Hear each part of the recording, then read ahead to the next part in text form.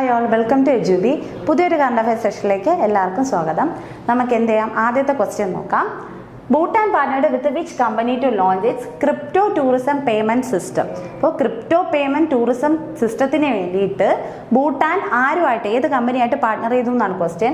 Options നോക്കാം. Option A DCX coin, option B Kraken, option C PayPal, option D Binance. ഇത്രയാണ് options. Answer നോക്കാം. Answer എന്ന് പറയുന്നത് option D Binance ആണ് answer. അപ്പോൾ ഭൂട്ടാൻ ബിനാൻസുമായിട്ടാണ് പാർട്ണർ ചെയ്തത് ടൂറിസം മേഖലയിൽ ക്രിപ്റ്റോ കറൻസി ഉപയോഗിക്കാൻ വേണ്ടിയിട്ട്. എന്താണ് ക്രിപ്റ്റോ കറൻസി എന്ന് നോക്കാം. നമ്മൾ മുന്നേ ഉള്ള കാലങ്ങളിൽ, ആദ്യകാലങ്ങളിൽ എന്താണ് ചെയ്തുകൊണ്ടിരുന്നത്? ബാറ്ററി സിസ്റ്റമാണ് ഉപയോഗിച്ചുകൊണ്ടിരുന്നത്. അതിനുശേഷം കോയിൻസ് ഇൻട്രൊഡ്യൂസ് ചെയ്യപ്പെട്ടു, നോട്ട്സ് ഇൻട്രൊഡ്യൂസ് ചെയ്യപ്പെട്ടു. ഇപ്പോൾ UPI വരെയാണ് നിലവിൽ അപ്ഡേറ്റഡ് ആയിട്ട് നിൽക്കുന്നത്. അതുപോലെ മോസ്റ്റ് അപ്ഡേറ്റഡ് വേർഷനാണ് ക്രിപ്റ്റോ കറൻസി എന്ന് പറയുന്നത്. അതായത് അതൊരു ഡിജിറ്റൽ കറൻസിയാണ്. നമ്മൾ ഇപ്പോൾ അക്കൗണ്ടിലുള്ള ഒരു ക്യാഷ് ആണെന്നുണ്ടെങ്കിൽ നമുക്ക് എന്ത് ചെയ്യാം, ATM വഴി അത് വിഡ്രോ ചെയ്യാൻ പറ്റും. പക്ഷേ ഈ ക്രിപ്റ്റോ കറൻസി എന്ന് പറയുന്നത് ടാഞ്ചിബിൾ അല്ല, നമുക്ക് ഫിസിക്കലി ഒരിക്കലും കൈ കിട്ടത്തില്ല. അതൊരു എമൗണ്ട് ആയിട്ട് നമ്മൾ അക്കൗണ്ടിൽ തന്നെ കിടക്കും. നമുക്ക് അത് വഴിയിട്ട് എന്ത് ചെയ്യാൻ പറ്റും, പേയ്മെന്റ് നടത്താൻ പറ്റും. ഇത് ആദ്യമായിട്ട് ഇൻട്രൊഡ്യൂസ് ചെയ്തത് 2009 ബൈ സതോഷി നക്കാമോട്ടോയാണ്. ഓക്കെ, ഇദ്ദേഹമാണ് അത് ഇൻട്രൊഡ്യൂസ് ചെയ്തത് 2009. അതായത് ക്രിപ്റ്റോ കറൻസി ഉപയോഗിച്ചിട്ട് എന്ത് ചെയ്യാൻ പറ്റും, നമുക്ക് പേയ്മെന്റുകൾ ചെയ്യാൻ പറ്റും. പക്ഷെ ഒരിക്കലും നമുക്ക് അത് എന്ത് ചെയ്യാൻ പറ്റില്ല, കയ്യിൽ ക്യാഷ് ആയിട്ട് എടുക്കാൻ പറ്റത്തില്ല. പോയിട്ട് ഈ ക്രിപ്റ്റോ കറൻസി എന്ന് പറയുന്നത് ഡീസെൻട്രലൈസ്ഡ് ആണ്. അതായത് നമ്മൾ ബാങ്ക് വഴി നടത്തുന്ന ട്രാൻസാക്ഷൻ എല്ലാം സെൻട്രലൈസ്ഡ് ആയിട്ടുള്ള ബാങ്ക് ആയിട്ടുള്ള RBI ആണ് കൺട്രോൾ ചെയ്യുന്നത്. ഞാൻ ഒരാൾക്ക് ഇപ്പോൾ അക്കൗണ്ടിൽ ക്യാഷ് അയക്കുകയാണെന്നുണ്ടെങ്കിൽ എൻ്റെ ബാങ്ക് അത് പ്രോസസ്സ് ചെയ്ത് അത് മറ്റേ ആളുടെ ബാങ്കിലോട്ട് അയക്കുകയാണ്. പക്ഷേ ക്രിപ്റ്റോ കറൻസി എന്ന് പറഞ്ഞാൽ കംപ്ലീറ്റ്ലി ഡീസെൻട്രലൈസ്ഡ് ആണ്. അതായത് ഇവരെ കൺട്രോൾ ചെയ്യാനായിട്ട് ഒരു ഗവൺമെൻറ് ഏജൻസിയോ ബാങ്കോ ഒന്നുമില്ല. അതാണ് ഇതിൻ്റെ വേറൊരു പ്രത്യേകത. അപ്പോൾ ഈ ടൂറിസം മേഖലയിൽ ക്രിപ്റ്റോ കറൻസി ഇൻട്രൊഡ്യൂസ് ചെയ്തത് ഭൂട്ടാനാണ്. അതായത് അവിടെ വരുന്ന ടൂറിസ്റ്റുകൾക്ക് എന്ത് ചെയ്യാം, ഹോട്ടൽ ബുക്ക് ചെയ്യണമെങ്കിലോ പർച്ചേസ് ചെയ്യണമെങ്കിലോ എന്തിനു വേണമെങ്കിലും ക്രിപ്റ്റോ കറൻസി ഉപയോഗിക്കാൻ പറ്റും. അങ്ങനെ ഒരു സിസ്റ്റമാണ് ഇപ്പോൾ ബിനാൻസുമായിട്ട് ചേർന്നിട്ട് ഭൂട്ടാൻ ഇൻട്രൊഡ്യൂസ് ചെയ്തത്. ഓക്കെ, നമുക്ക് അടുത്ത ക്വസ്റ്റ്യനിലേക്ക് പോവാം. Next question. Which country hosted the World law Congress 2025? 2025 World law Congress ആരാണ് ഹോസ്റ്റ് ചെയ്തത് എന്നാണ് ക്വസ്റ്റ്യൻ. ഓപ്ഷൻസ് നോക്കാം. Jamaica, option B Kenya, option C Dominican Republic, option D Nairobi. ഇതിൻ്റെ ആൻസർ എന്ന് പറയുന്നത് ഓപ്ഷൻ സി ഡൊമിനിക്കൻ റിപ്പബ്ലിക് ആണ് answer. Dominican Republic ആണ് World law Congress host ചെയ്തത്. ഓക്കെ, ആ വേൾഡ് ലോ കോൺഗ്രസ്സിൽ തന്നെ ഭുവൻ റിബു എന്ന് പറയുന്ന ഇന്ത്യൻ ലോയറിനെ എന്ത് ചെയ്തു, അവിടെ വെച്ച് ഓണർ ചെയ്തു. First Indian lawyer to receive world law congress honour for child rights. Child റൈറ്റ്സിന് വേണ്ടി ഇദ്ദേഹം എടുത്ത തീരുമാനങ്ങൾക്കാണ്, അദ്ദേഹം എടുത്ത ഇനിഷ്യേറ്റീവ്സിനാണ് അദ്ദേഹത്തിന് എന്ത് ചെയ്തത്, ഇദ്ദേഹത്തിനെ വേൾഡ് ലോ കോൺഗ്രസ് നടന്നതിൽ വെച്ചിട്ട് ഓണർ ചെയ്തത്. അദ്ദേഹം എന്താണ്, ചൈൽഡ് അബ്യൂസ് തടയുന്നതിന് വേണ്ടിയിട്ടും ചൈൽഡ് മാരേജ് കൺട്രോൾ ചെയ്യുന്നതിന് വേണ്ടിയിട്ട് ഒരുപാട് ഇനിഷ്യേറ്റീവ്സ് എടുത്തിട്ടുണ്ട്. അതിൻ്റെ പേരിൽ അദ്ദേഹത്തിന് എന്ത് ചെയ്തു, അവിടെ വെച്ചിട്ട് ഓണർ ചെയ്തു. ഇനി അടുത്ത ക്വസ്റ്റ്യനിലേക്ക് പോവാം. How many Indian languages does Bulbul V2 support? Bulbul V2 എത്ര ഇന്ത്യൻ ലാംഗ്വേജസിനെ സപ്പോർട്ട് ചെയ്യും എന്നാണ് ക്വസ്റ്റ്യൻ. ഓപ്ഷൻസ് നോക്കാം. 8, 24, 11, 17. ഇത്രയാണ് ഓപ്ഷൻസ്. ആൻസർ 11 ആണ് ആൻസർ. 11 ഇന്ത്യൻ ലാംഗ്വേജസിനെയാണ് ബുൾബുൾ V2 എന്ത് ചെയ്യുന്നത്, സപ്പോർട്ട് ചെയ്യുന്നത്. ആരാണ് ബുൾബുൾ V2 ലോഞ്ച് ചെയ്തത്? സർവം AI എന്ന് പറയുന്ന ഒരു കമ്പനിയുണ്ട്. അത് എവിടെ ബേസ് ചെയ്തിട്ടുള്ളതാണ്? ബംഗളൂരു ബേസ്ഡ് ചെയ്തിട്ടുള്ളൊരു കമ്പനിയാണ്. എവിടെയാണ്? ബംഗളൂരു ബേസ്ഡ് ചെയ്തിട്ടുള്ളൊരു കമ്പനിയാണ്. അവരാണ് സർവം ബുൾബുൾ V2 എന്ന് പറയുന്നത് ഇൻട്രൊഡ്യൂസ് ചെയ്തത്. അത് എന്തിനാണെന്ന് വെച്ചാൽ, നമ്മൾ ഇന്ത്യയിൽ തന്നെ ഒരുപാട് ലാംഗ്വേജസ് ഉണ്ട് അല്ലേ, നോർത്ത് മുതൽ സൗത്ത് വരെ ഒരുപാട് ലാംഗ്വേജസ് ഉണ്ട്. നമുക്കിതെല്ലാം അറിയണമെന്നില്ല.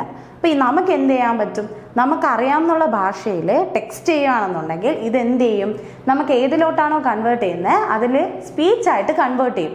സപ്പോസ് ഞാൻ ഇപ്പോൾ മലയാളത്തിലാണ് ടൈപ്പ് ചെയ്യുന്നത്, മലയാളത്തിൽ ടൈപ്പ് ചെയ്ത് കൊടുത്തു കഴിഞ്ഞാൽ അത് തെലുങ്കുവിലോട്ട് സ്പീച്ചായിട്ട് കൺവേർട്ട് ചെയ്യണമെങ്കിൽ തെലുങ്കുവിൽ സ്പീച്ചായിട്ട് കൺവേർട്ട് ചെയ്യും. പക്ഷെ അത് ഒരിക്കലും റോബോട്ടിക് ലാംഗ്വേജിലായിരിക്കില്ല, നോർമൽ ക്യാഷ്വലായിട്ട് ഒരാൾ സംസാരിക്കുന്ന മെത്തേഡിലായിരിക്കും ആ സ്പീച്ചിനെ എന്ത് ചെയ്യുക, കൺവേർട്ട് ചെയ്യുക. അതാണ് ബുൾബുൾ V2 ചെയ്യുന്നത്. 11 ഇന്ത്യൻ ലാംഗ്വേജസിൽ അത് അവൈലബിൾ ആണ്. ബുൾബുൾ V1 എന്നാണ് ഇൻട്രൊഡ്യൂസ് ചെയ്തത് നോക്കാം. ബുൾബുൾ V1 ഇൻട്രൊഡ്യൂസ് ചെയ്തത് 2004. ഓക്കെ, 2004 ബുൾബുൾ V1 ഇൻട്രൊഡ്യൂസ് ചെയ്തത്. അത് എന്താണ് ചെയ്യുന്നത്? ടെക്സ്റ്റിനെ സ്പീച്ചിലേക്ക് കൺവേർട്ട് ചെയ്യും. ഓക്കെ, ഇനി അടുത്ത ക്വസ്റ്റ്യനിലേക്ക് പോവാം. Next question, recent the government of India has designated 23rd September as which day? 23rd September ഏത് ഡേ ആയിട്ടാണ് ഇപ്പോൾ ഗവൺമെന്റ് ഡെസിഗ്നേറ്റ് ചെയ്തത് എന്നാണ് ക്വസ്റ്റ്യൻ. ഓപ്ഷൻസ് നോക്കാം. Ayurveda day, international Yoga day, sports day, Samvidhan Hatya Diwas. Answer എന്ന് പറയുന്നത് ആയുർവേദ ഡേ ആണ്. ഓപ്ഷൻ എ ആയുർവേദ ഡേ ആയിട്ടാണ് സെപ്റ്റംബർ 23 ഗവൺമെന്റ് ഓഫ് ഇന്ത്യ ഇപ്പോൾ ഡെസിഗ്നേറ്റ് ചെയ്തത്.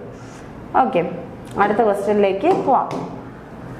Which Indian origin person has been appointed as the Canada minister for foreign affairs? കാനഡയുടെ foreign affairs minister ആയിട്ട് appoint ചെയ്തത് ഒരു ഇന്ത്യൻ ഒറിജിൻ ആയിട്ടുള്ള ഒരു പേഴ്സൺ ആണ്. ആരാണെന്നാണ് ക്വസ്റ്റ്യൻ. ഓപ്ഷൻസ് നോക്കാം. കമല ഹാരിസ്, ഗീത ഗോപിനാഥ്, അജയ് ഭംഗ, അനിത ആനന്ദ്. ഇത്രയാണ് ഓപ്ഷൻസ്. ആൻസർ നോക്കാം. Answer option A Anita Anand ആണ് ആൻസർ. ഇദ്ദേഹമാണ് കാനഡയുടെ ഫോറിൻ അഫയേഴ്സ് മിനിസ്റ്റർ ആയിട്ട് അപ്പോയിന്റഡ് ആയത്. കാനഡയുടെ ക്യാപിറ്റൽ എവിടെയാണ്? ഒറ്റാവയാണ് കാനഡയുടെ ക്യാപിറ്റൽ. പ്രൈം മിനിസ്റ്റർ ആരാണ്? മാർക്ക് കാർനെ ആണ് prime minister. Mark Carney. Okay, ഇദ്ദേഹം ഇന്ത്യൻ ഒറിജിൻ പേഴ്സൺ ആയതുകൊണ്ടാണ് ഇതിപ്പോൾ റീസെൻ്റ് ആയിട്ട് ഇങ്ങനെ ന്യൂസിൽ ഹൈലൈറ്റ് ചെയ്ത് തന്നത്. ഇല്ലെങ്കിൽ നമുക്കൊരിക്കലും കാനഡയുടെ ഫോറിൻ അഫയേഴ്സ് മിനിസ്റ്റർ ഇത്ര സ്ട്രെസ് കൊടുത്ത് പഠിക്കേണ്ട ആവശ്യമില്ല. പക്ഷേ ഒരു ഇന്ത്യൻ ഒറിജിൻ പേഴ്സൺ ആയതുകൊണ്ട് തന്നെ ഇത് അത്യാവശ്യം ഇമ്പോർട്ടൻ്റ് ആയിട്ടുള്ള ഒരു ന്യൂസാണ്. അടുത്ത ക്വസ്റ്റ്യനിലോട്ട് പോവാം. Next question, who won 2025 CCA billiard classic title in Mumbai? മുംബൈയിൽ വെച്ച് നടന്ന CCA ബില്ലിയാർഡ് ക്ലാസിക് ടൈറ്റിൽ ആര് വിൻ ചെയ്തു എന്നാണ് ക്വസ്റ്റ്യൻ.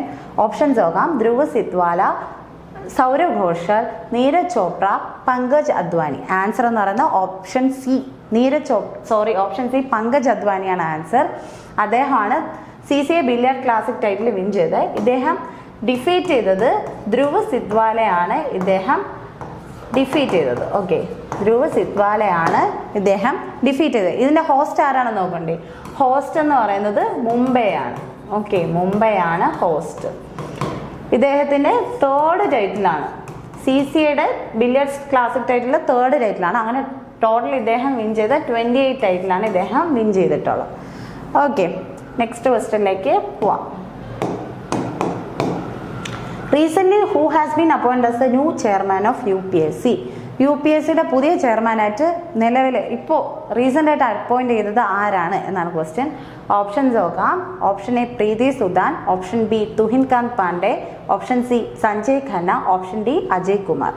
ആൻസർ ഓപ്ഷൻ ഡി ആണ്. അജയ് കുമാർ ആണ് ആൻസർ. അദ്ദേഹമാണ് UPSCയുടെ പുതിയ ചെയർമാൻ.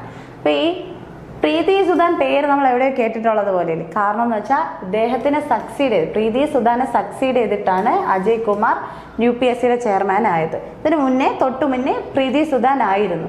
ഒരു പ്രത്യേകത കൂടെയുണ്ട്, സെക്കൻഡ് വുമൺ ചെയർപേഴ്സൺ കൂടെയാണ്. സെക്കൻഡ് വുമൺ ചെയർമാനും കൂടെ ആയിരുന്നു പ്രീതി സുദാൻ. ഓക്കെ, ഇപ്പൊ നിലവിൽ അജയ് കുമാറാണ് റീസെന്റ് ആയിട്ട് അപ്പോയിന്റ് ആയ വ്യക്തി. അടുത്ത ക്വസ്റ്റ്യനിലേക്ക് പോവാം. International day of family is celebrated on which day? International day of family എന്നാണ് സെലിബ്രേറ്റ് ചെയ്യുന്നത് എന്നാണ് ക്വസ്റ്റ്യൻ. ഓപ്ഷൻസ് നോക്കാം. May 18, May 16, May 15, May 17. Answer എന്ന് പറയുന്നത് മെയ് 15. 15 മെയ് ആണ് international day of family. Theme നോക്കാം നമുക്ക്. Family oriented policy four sustainable development towards second world war submit four social development. ഇതാണ് തീം. ഇത് ആദ്യമായിട്ട് ഇനിഷ്യേറ്റ് ചെയ്ത 1993 1993 ഇനിഷ്യേറ്റ് ചെയ്ത by UN general assembly. Okay, അപ്പൊ ഇന്റർനാഷണൽ ഡേ ഓഫ് ഫാമിലീസ് എന്ന് പറയുന്നത് മെയ് 15 തീം നമ്മൾ നോക്കി. ആദ്യമായിട്ട് ഇനിഷ്യേറ്റ് ചെയ്ത 1993 എന്നും പറഞ്ഞു. ഓക്കെ, ഇനി നെക്സ്റ്റ് ക്വസ്റ്റ്യനിലേക്ക് പോവാം. 9th question, recently which state granted property tax exemption to defense personnel? Defence പേഴ്സണലിന് പ്രോപ്പർട്ടി ടാക്സ് എക്സംഷൻ കൊടുത്ത സ്റ്റേറ്റ് ആരാണ് എന്നാണ് ക്വസ്റ്റ്യൻ. ഓപ്ഷൻസ് നോക്കാം. മധ്യപ്രദേശ്, സിക്കിം, ബീഹാർ, ആന്ധ്രാപ്രദേശ്. ആൻസർ എന്ന് പറയുന്നത് ഓപ്ഷൻ ഡി ആന്ധ്രാപ്രദേശ് ആണ് ആൻസർ. ആന്ധ്രാപ്രദേശിന്റെ ചീഫ് മിനിസ്റ്റർ ആരാണെന്ന് അറിയാം. ആന്ധ്രാപ്രദേശിന്റെ chief minister N. Chandrababu Naidu ആണ്. ആന്ധ്രാപ്രദേശിന്റെ ക്യാപിറ്റൽ എവിടെയാണ്? ആന്ധ്രാപ്രദേശിന്റെ ക്യാപിറ്റൽ എന്ന് പറയുന്നത് അമരാവതിയാണ്. അമരാവതിയാണ് ആന്ധ്രാപ്രദേശിന്റെ ക്യാപിറ്റൽ. ഓക്കെ, അപ്പൊ ഇതെന്ത് ചെയ്യുക? ഓർത്ത് വയ്ക്കുക. ഇതെന്ന് പറയുന്നത് ഗ്രാമപഞ്ചായത്തിൽ ഉള്ള പ്രോപ്പർട്ടിക്കാണ് അവർ ടാക്സ് എക്സംഷൻ കൊടുക്കുന്നത്, ഡിഫൻസ് പേഴ്സണൽ. ഓക്കെ, ഇനി എന്ത് ചെയ്യുക? നെക്സ്റ്റ് ക്വസ്റ്റ്യനിലേക്ക് പോവാം. Next question, Nayi Disha initiative was launched in which city to reintegrate school drop out into the education system. അതായത് സ്കൂൾ ഡ്രോപ്പ് ഔട്ടുകളെ തിരിച്ച് സ്കൂളിലേക്ക് എത്തിക്കാൻ വേണ്ടിയിട്ട് നയി ദിശ എന്ന് പറയുന്ന ഇനിഷ്യേറ്റീവ് ഏത് സ്റ്റേറ്റ് ഗവൺമെന്റ് ആണ് ചെയ്യുന്നത് എന്നാണ് ക്വസ്റ്റ്യൻ. ഓപ്ഷൻസ് നോക്കാം. ജയ്പൂർ, ഭോപ്പാൽ, ന്യൂഡൽഹി, ആന്ധ്രാപ്രദേശ്. ആൻസർ എന്ന് പറയുന്നത് ഓപ്ഷൻ സി, ന്യൂഡൽഹി. ന്യൂഡൽഹി ആണ് ആൻസർ.